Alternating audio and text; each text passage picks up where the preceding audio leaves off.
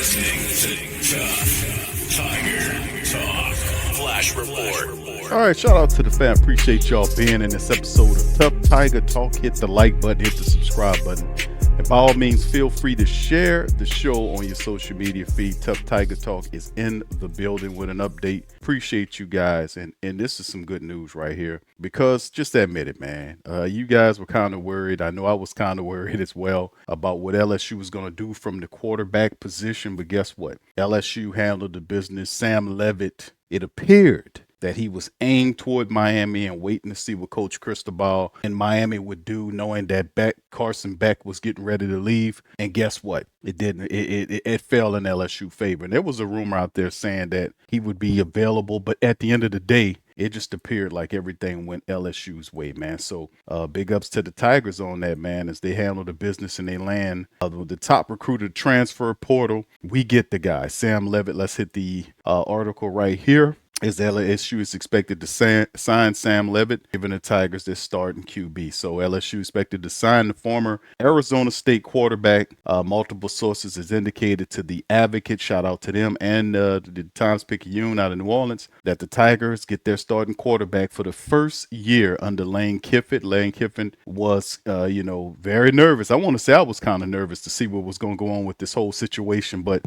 being that they handled the business and made the signing, that is a positive. So Leavitt was considered one of the top available players in the portal, regardless of position. He filled LSU's most pressing need by committing Monday. LSU does not have a scholarship quarterback returning next season, so it's adding multiple transfer at the top of the list. Kiffin and offensive coordinator Charlie Weiss Jr. needed to find an established starter. They did it with Leavitt, 6'2", 205-pound redshirt sophomore who has 2 more seasons of eligibility, and he was widely considered a top 3 overall player in the portal and ranked number 1 by multiple recruiting service. Leavitt also considered Miami, Tennessee, and Kentucky. Now, over the last couple of years, he completed over 61% of his passes, over 4,500 yards that he threw, 34 touchdowns against just 9 interceptions. That's great efficiency. He also rushed for over 700 yards and added 10 touchdowns on the ground, showing that he has mobility and could make his skill set an ideal fit for Lane Kiffin's wide open offense. Now, Leavitt suffered a foot injury in September that ultimately underwent season-ending surgery, making it unclear how he will be able to practice in the spring. Now, LSU secured Leavitt's commitment after pursuing multiple quarterbacks. Ole Miss quarterback Trinidad Chambliss acknowledged it was a possibility that he could have followed Kiffin and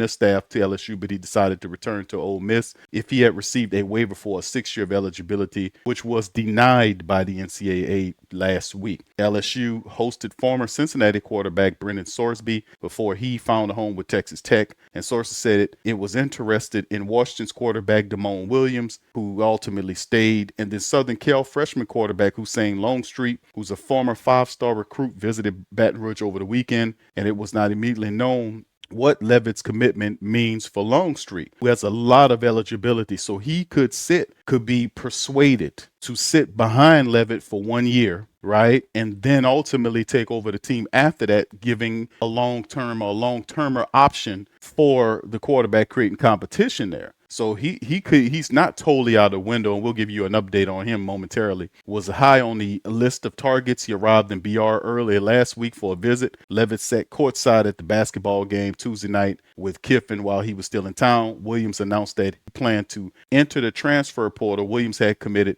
at one time in high school to Kiffin and his Ole Miss staff, but Williams signed a new contract with Washington 4 days earlier, reported worth $4 million, decided Thursday night not to stay. He was kind of persuaded to stay, right? It would be in his best interest, so he backed out. Now, according to Yahoo, Washington would have been owed a buyout worth the total value of the deal. Williams' new school also would have incurred an equal reduction in its revenue sharing budget next year, according to the rules of the House settlement. With experience options dwindling, Kiffin and other LSU staff flew to Knoxville on Tennessee. That obviously turned out to be a good trip on them. So on Friday, he met with with Leavitt between his visits to Tennessee and Miami, according to the sources. Now, Leavitt has spent the previous 2 days with the Vols after leaving Baton Rouge and still went to Miami after meeting with LSU. Now, Leavitt returned home Sunday before making his decision. When Leavitt came on his LSU visit last week, Weiss flew back from Ole Miss to help recruit him in the midst of preparation for the Fiesta Bowl. Now, Weiss, who remained as the Rebels offensive coordinator through the end of the season, also returned to meet with Sorsby, who often flew back and forth while he managed 2 jobs at once. He joined the trip to Knoxville a day after Ole Miss's loss to Miami and Arizona.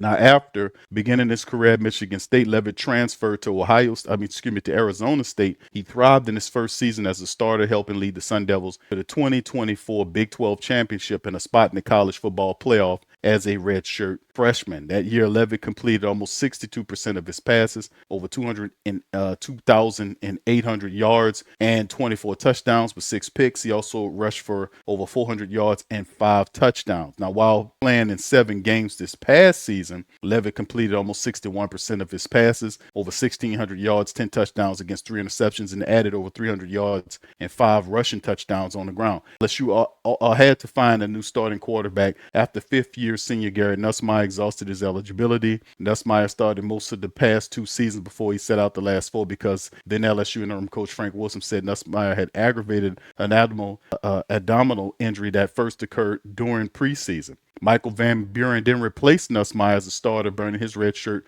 in the process, though Van Buren said twice he wanted to return amid the coaching change. He later then transferred to the portal and signed with South Florida. Now, redshirt freshman Colin Hurley also entered the portal, which temporarily left LSU without a scholarship quarterback. But Kiffin and his staff on the process of rebuilding LSU offense that averaged 23 points per game this season. Only a handful of starters have not left, so LSU is assembling the largest transfer class the team has ever signed. It needed to almost completely restock the quarterback room, running back room, wide receiver room, and offensive line room, the entire unit. And while LSU went after Leavitt, it also signed former E-line quarterback Landon Clark yesterday and hosted Longstreet. LSU may try to sign one more scholarship quarterback from the transfer portal to refill the position, but he would need to be willing to sit behind Leavitt. Is that Hussein Longstreet? You know, they could be positioned because you can kind of teach Longstreet, hey, man, listen, after this season, anything's possible, right? Anything's possible. Once Leavitt leaves, right? So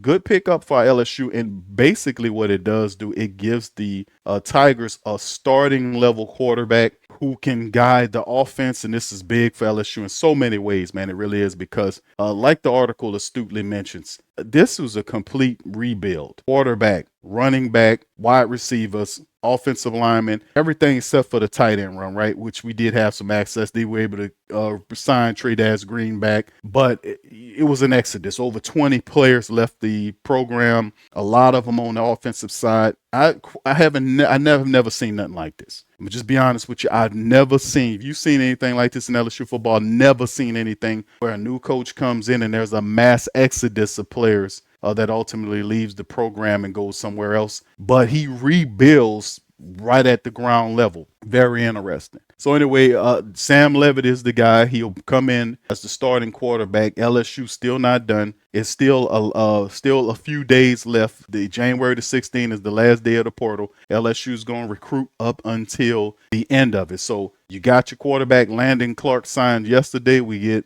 Sam Leavitt today, who was a huge get for Lane Kiffin, because, hey, man, I was a little worried at first. I was like, man, who's going to guide this thing? But Lane says, hold on, pump your brakes, Q. We're going to be fine, man. I got this ace in my pocket, man. I'm going to pull it out and throw it on the table. Bam, there you go. So we get this. Also, some other good news to kind of talk about. It's great news for LSU to land its man Sam Leavitt, get him into the program. But how about getting this guy back? Caden Durham, man. That's right. Caden Durham, the fantastic running back last year, has announced his return to the program. This is a big get, besides getting great news on the same day of getting Leavitt back. Also cover the story that running back Caden Durham is coming back. So this is big for them as the biggest contributors in the backfield over the last 2 years. He's going to reunite and find and just form a excellent tandem of Harlem Berry and Caden Durham operating in that offense. They're going to have a huge year with this wide open offense. LSU running back Caden Durham has pulled his name from the portal and will return to the purple and gold for 2026.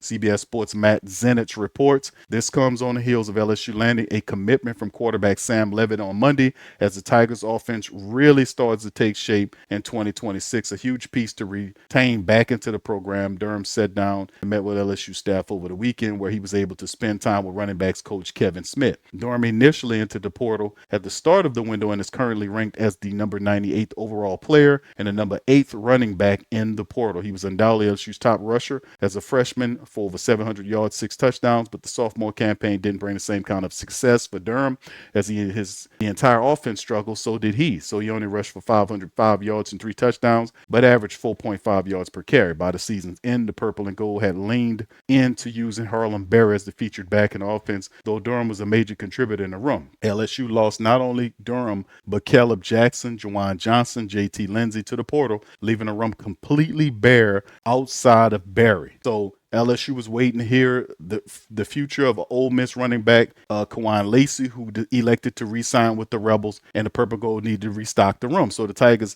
then added running back Racine Guillory and Rod Gainey out of the portal to help fill the depth depth chart at backup, but the complementary back to Berry remains unsolved until now. In this offense, seeing what Durham could do as a potential piece in the running back room is something the Purple and Gold want to explore. He also has the experience of playing alongside with Berry, and getting some fresh reps, ideas pumped into the running game could benefit both players long term. Harlem Berry and Caden Durham are perfect running backs for Lane Kiffin styles of offense. If you look at the kind of running backs that he was using at Ole Miss and previous stops, these guys fit the bill. Fast, smart runners that can catch out the backfield. They can power through a hole, or they can run around you using a stiff arm. Very aggressive styles of runners. Having Harlem Berry and Caden Durham should get a lot better for him in the wide open attack for LSU. So you can see right here, good gets for Coach Kiffin. So, and of course, to hit the transfer rules here, a little extra information for you guys. Potential announcements may litter your X and Instagram, but FCS players can't officially enter until January the 2nd. Now, the portal will open, and they talk about giving this information a 15-day window, and then it closes on January the 6th. The rules surrounding the coaching change shifted, blah, blah, blah. So anyway, just a few things to make mention of, but the real story of it is the fact that they do get Caden Durham back to pair with Harlem Berry, and also getting the quarterback and Sam Leavitt. This is good. This is a huge get, and great news on this day. Leavitt and Durham, man, that's huge news for the offense and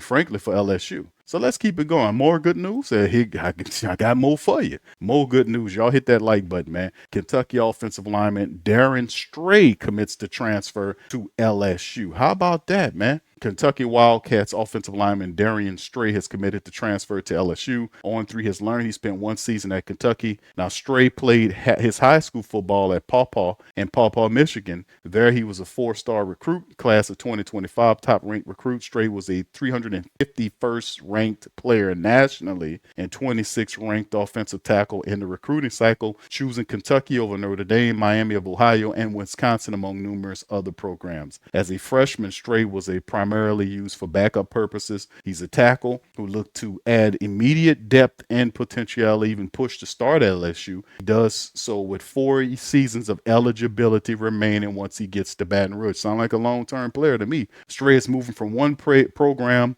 going through a coaching change, to another, going through a similar change. The Wildcats moved on from Mark Stoops after 13 years with the program. That included missing a bowl in each of his last 2. Went on to replace him with Will Stein. Since then, Stein has been very active in the portal. Already, the Wildcats have seen 22 players exit and another 24 enter the program. Among them is Strey. So there you go right here. So LSU keeps on recruiting. So 3 real big recruits add to the offense. So they get the quarterback of now with getting Sam Leavitt. They get Caden Durham to reconnect to combo with Harlem. They also get an offensive lineman and Darrin Strey to help out with the rest of the offensive line issues. So I mean, he's doing a fantastic job moving this thing along, to be honest with you. I thought it was going to be a little hiccup right here, but nonetheless, LSU's handling the business and continue to build something impressive, to be honest with you, fam. All right, anyway, let's keep this thing going. I got give you another update on another quarterback right here. How about Hussein Longstreet to talk about his potential quarterback solution? Just hit the portal right here. Former USC quarterback Hussein Longstreet announced Friday morning that he's entering the portal. Longstreet was a 5-star recruit and was ranked 4th best in the quarterback class. Longstreet's current number 1 landing spot is Oregon. There are a couple of reasons LSU could land the former top recruit. First, Whitfong interviewed Longstreet's father for this article.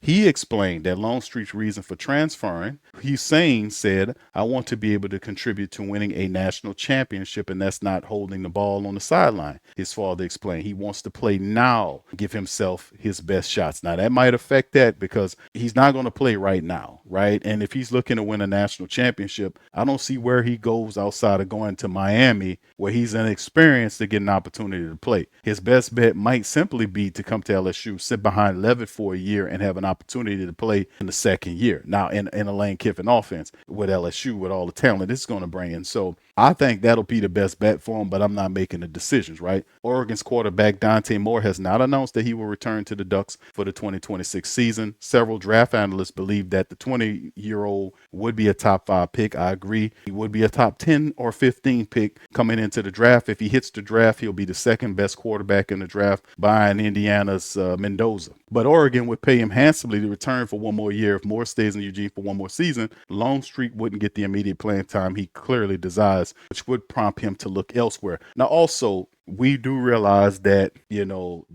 Dylan Raiola is committed to Oregon. So that plan is out of the window because he understands, ultimately he's committing to the program. Raiola is committing to Oregon because he might have some inside game on the fact that it's possible that Dante Moore could hit the draft, right? But he's already ahead of Hussein Longstreet on that proposal. You got a guy that played, who has some experience, who can step into that wide open offense and participate right now and keep this thing rolling, right? So Longstreet would have to sit behind him, so that door could be closed, right? But LSU doesn't face the same competition. Sam Leavitt situation seems like Lane and staff are scrambling. This is just prior to its signing today, right? This is written the other day, but it does give insight on the mindset of what Hussein Longstreet is looking for. Another reason Longstreet has connection to Kiffin is that LSU's offensive coordinator Charlie Weiss, according to 24/7 Sports recruiting profile, Ole Miss was among his final 8 teams back in 2023, and Weiss was the Rebels OC and quarterbacks coach. Now, Longstreet took an unofficial visit to Oxford of April of 2024, further supporting the idea that he has some familiarity with the staff. Now, if LSU's quarterback situation, Longstreet could be a solution. Landing on a young quarterback who has not thrown 15 passes college isn't exactly ideal, and it fits well if he sits behind. In my estimation, not just because this is Tuff Tiger Talk and we are just straight up LSU podcast, man, but we also tell the truth here. And one of the fantastic things is if Hussein Longstreet is patient and he waits a year, he can be lined up for an awesome opportunity next season. I don't see he talking about winning the championship at the D1 level. It won't happen unless he gets he's in a program that believes in his talent. He has talent, but he's incredibly inexperienced. I don't know too many teams that's going to take him and put him in a situation. Maybe he's going to look at Miami. There are rumors of him going in Miami, this sort of thing. But if he's really wants to do a long-term thing, remember, this guy has 4 years of eligibility. You're going to want to get with a program and build yourself up.